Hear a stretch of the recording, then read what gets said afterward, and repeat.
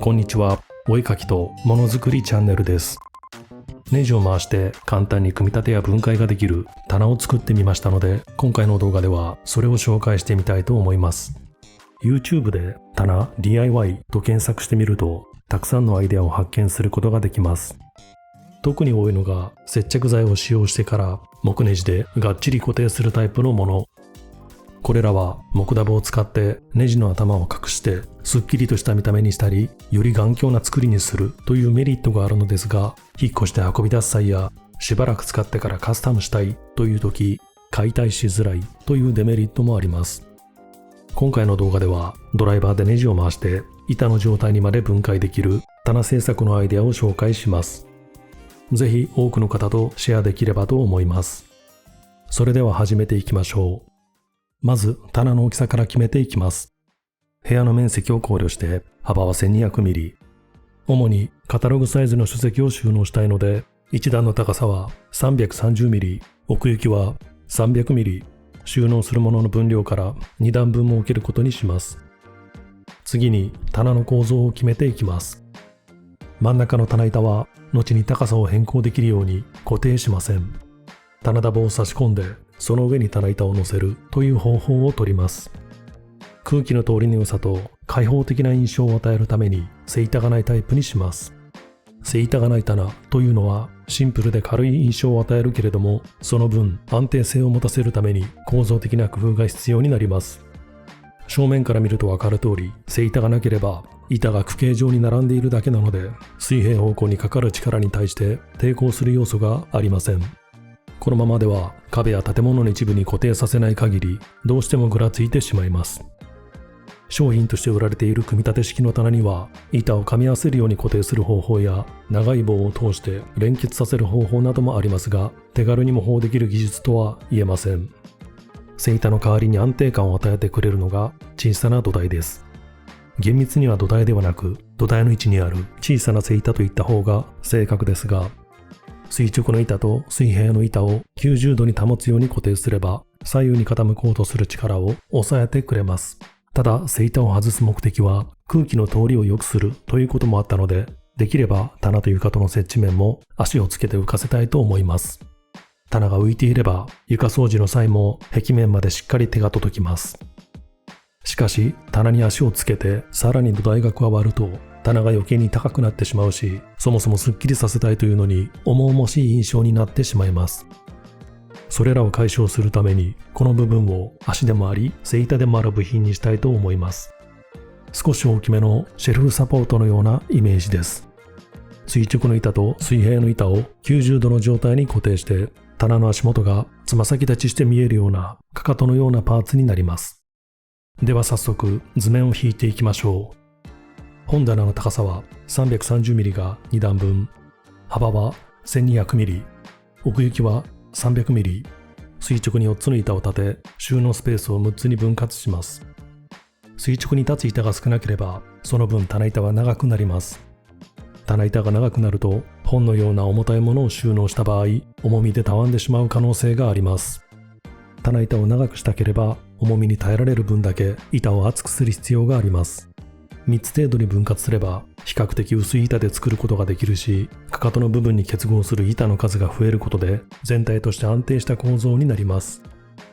棚の部分で使用する板の厚さを 18mm に設定しました。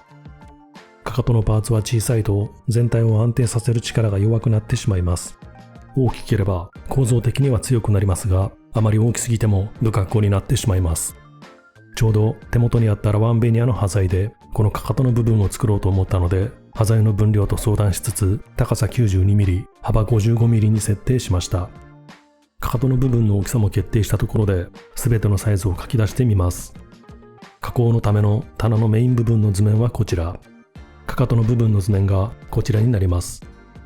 図面を引く際は使用する素材と市場に出回っているその素材の規格などもあらかじめ確認しておきましょう。どの商品のサイズにすれば無駄なく作成できるのかということもフィードバックさせてじっくり詰めていきましょう。続いて板の連結方法について。それぞれの板はネジで着脱が可能になるようにします。青い色で示したネジの部分は 5mm 径のネジと2目ナットで締め、赤い色で示したネジの部分は 6mm 系のネジとナットで締めます。かかとの部分は分解は想定せず 3.1mm のサラ木ネジとボンドで固定します。棚の材料は DIY ではポピュラーで比較的安価に入手できるパイン集成材にしました。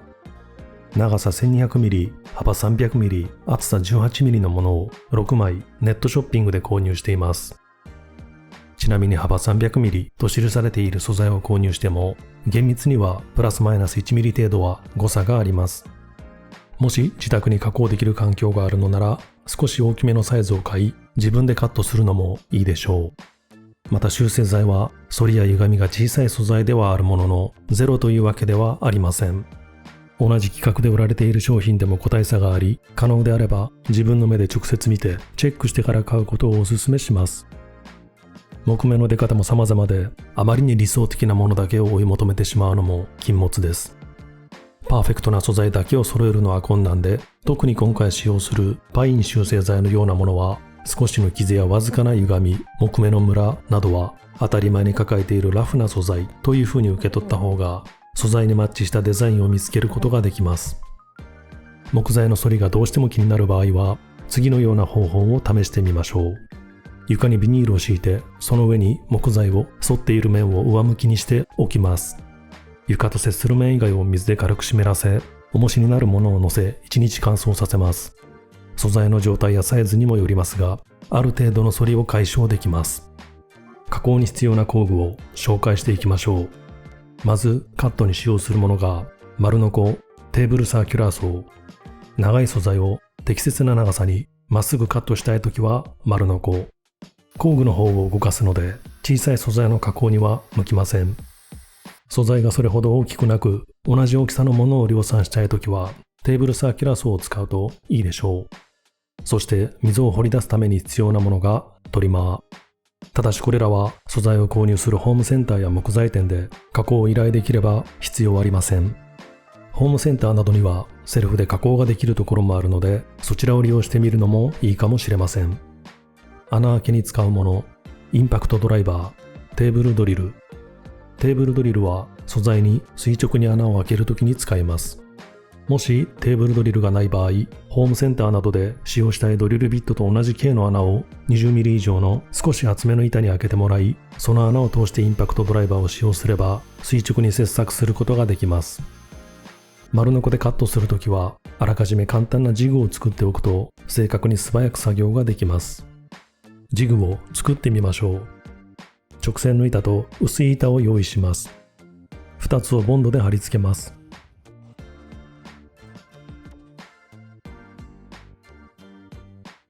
クランプで固定して乾かします。丸ノコにはベースプレートと呼ばれる土台がついていて、そのベースプレートをこの直線の板に沿うように動かし、下の薄い板をカットすれば完成です。切りたい部分をジグの薄い板の端と合わせ、動かないようにクランプで固定しましょう。ジグの端とぴったり同じ位置でカットされます。テーブルサーキュラーソーは刃の位置が固定していて、素材の方を動かすので比較的細かい加工に向いています。ガイドに合わせて容易にまっすぐカットできます。斜めにカットしたいときは簡単なジグを作るといいでしょう。溝を掘るときはトリマーを使用します。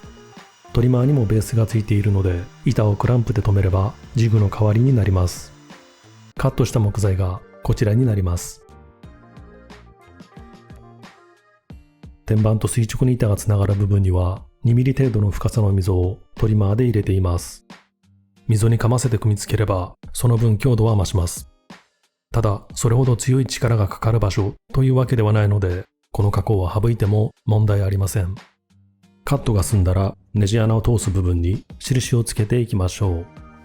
テーブルドリルで穴を開けていきます。6mm の鍋ネジが貫通する垂直の板と棚板は 6.5mm 系のドリルビットで穴を開けます。鍋ネジの頭を入れる部分は 10mm のドリルビットを使用します。天板と垂直の板を 5mm 系の鍋ネジで固定させるために折り目ナットを使います。折り目ナットはネジ穴径が 5mm、深さが 13mm の E タイプにしました。折り目ナットを入れるネジ穴を開けます。ネジ穴系 5mm の折り目ナットを入れる穴の大きさはおよそ 8mm です。E タイプの折り目ナットはテーパー状になっていて、六角レンチを回せば柔らかいパイン修正材に簡単に入っていきます。天板のネジ穴はこんな感じになりました。続いてかかとの木材。かかとのパーツは棚全体の強度を左右する重要な部分なので、このひとまとまりはそれぞれ木ネジと接着剤で固定してしっかり組み立てたいと思います。各素材のネジ穴を通す部分に印をつけていきます。ドリルで穴を開けていきます。 3.1mm の木ネジを通す穴は 3mm のドリルビットを使います。6mm の鍋ネジを通す穴には少し余裕を持たせて 6.5mm 系のドリルビットを、6mm の木ダボを使用する部分には 6mm のドリルビットを使います。かかとのパーツの穴もすべて開け終わりました。板を3枚以上重ねて通す穴は穴の位置がずれていないかをチェックしましょう。同じように加工した板を3枚ほど重ねてみて、すべての穴にネジを通します。若干遊びがあるくらいであれば問題なしです。もし通らなければ板をぴったり重ねた状態で固定してドリルで穴を貫通させましょう。すべての穴が開いたところで加工の仕上げに入ります。面取りについて、個人的には木材のエッジはしっかり出ていて、必要以上に丸く面取りされていないものが好みです。ただエッジをシャープにするほど木材と木材が接する部分で反りなどの歪みが目立つようになります。木ネジやボンドで完全に接着するのであれば、そこで歪みを矯正することもできますが、ネジをナットで締めて固定するのみでは木材のちょっとした歪みとうまく付き合っていくしかありません。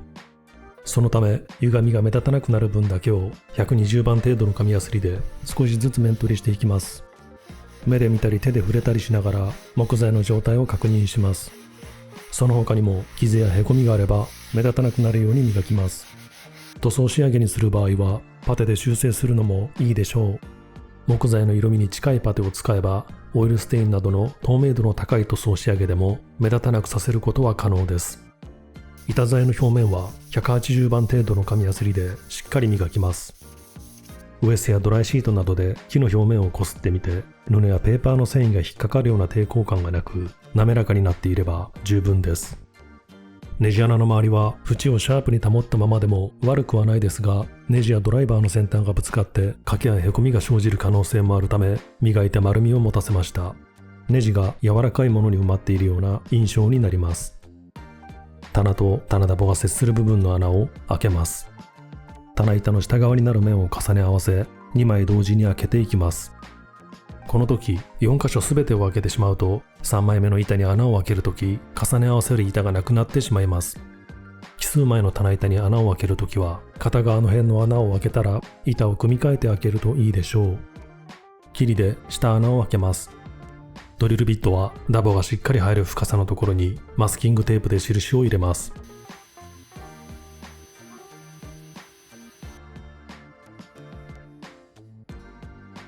加工後はこんな感じになります。トゲトゲしたバリの部分はいきなりヤスリをかけてしまうと小さなささくれから大きくめくれてしまうことがあります。カッターなどで垂直に切れ目を入れて余分な部分をあらかじめ切り落としてしまいましょう。そこからヤスリをかけるとこんな感じになります。かかとのパーツを組み立てていきます。接着する部分にボンドをつけ、ヘラなどで伸ばしていきます。接着します。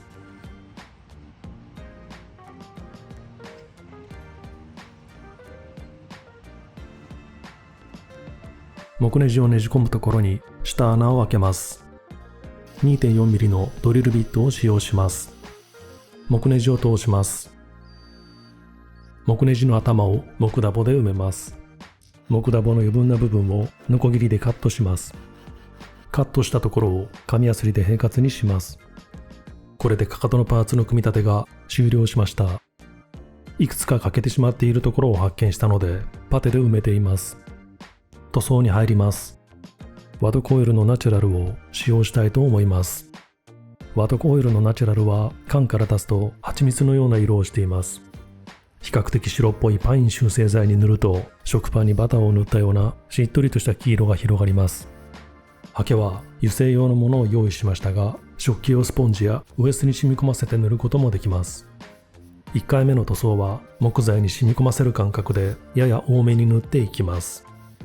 全体を塗り終えたらウエスで余分なオイルを拭き取っていきます。1時間ほど乾かしてから2回目の塗装をしていきましょう。すでにオイルが木材に染み込んでいるので、今度は表面を湿らせる程度で十分です。ウエスに染み込ませたオイルを薄く伸ばして400番の耐水ヤスリで表面を研磨していきましょう。さらに800番の耐水ヤスリで磨くと表面がスベスベという感触を超えてツルツルしたような手触りになっていきます。表面全体が仕上がりました。塗装から1日経っていますが、しっとりとした滑らかな印象は持続します。2回目の塗装時に目の細かいヤスリで磨いたので、木の表面の微細な隙間が埋められて、柔らかいパイン集成材に密度のある硬質な印象が与えられています。ワックスなどを使えば表面のツヤを強めることもできます。個人的には控えめな反射具合が好みなので、棚板の表面の処理はこれで終わりにします。床の反射と比べてみるとこんな感じになります。続いてかかとのパーツを塗装します。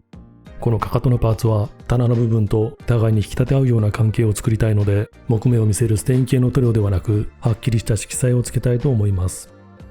オールマイティネオの好みの色彩がいくつか手元にあったので、今回はそのうちの一つを使用します。どれも捨てがたいですが、カッターマットのような工作っぽいニュアンスのあるカントリーグリーンにしました。少し冷たい感じのする深いブルーグリーンが温かみのある棚板の色彩と良いコントラストを生み出すような気がしています。オールマイティネオはそのまま使用するとツヤが強く、塗り方にムラがあると光の反射によってそのムラが目立ってしまうことがあります。ほんの少しツヤ消し剤を入れた方が塗装も失敗が少なく落ち着いた印象を与えてくれます。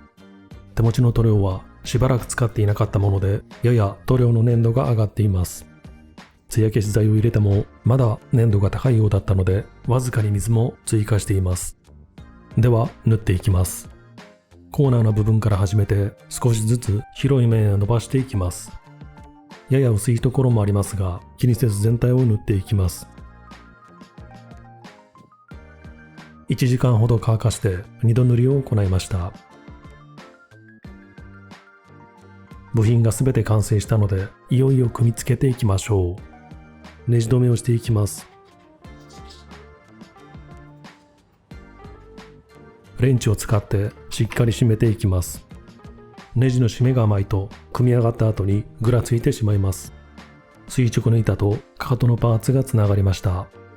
縦の板1枚でも一応自立するようになりました。一番下の棚板ともつなげていきましょう。棚板の側からネジを差し込んで、かかとの部分からナットをしっかりレンチで締めます。下の段がつながりました。続いて天板のネジを固定していきます。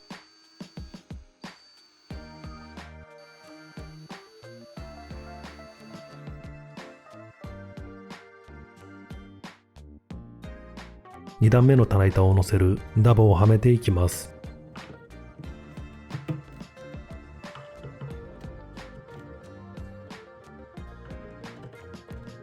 最後に棚板を乗せます。